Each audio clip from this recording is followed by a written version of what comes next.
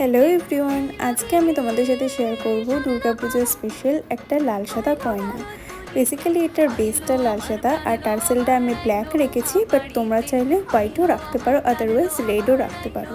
তো এখানে আমি ফার্স্টে কার্ডবোর্ডটাকে ড্রপ শেপে কেটে নিয়েছি। এরপর রেড অ্যান্ড হোয়াইটে একটা ইক্কতের ফেব্রিক নিয়ে সেটাকে ফেব্রিক গ্লুয়ের মাধ্যমে অ্যাটাচ করেছি। এখানে আমি ব্ল্যাক পলিশের পেন্ডেন্ট ইউজ করেছি আর জাম্পিং আর হ্যাঙ্গিং বলের মাধ্যমে পুরোটাকে কাস্টমাইজ করেছি।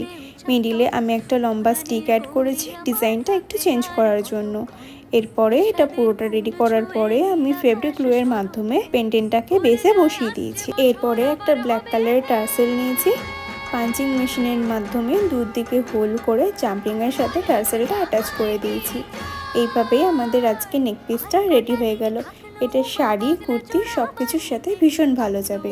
এই ডিজাইনটা তোমাদের কেমন লাগলো সেটা আমাকে কমেন্ট করে অবশ্যই জানিও।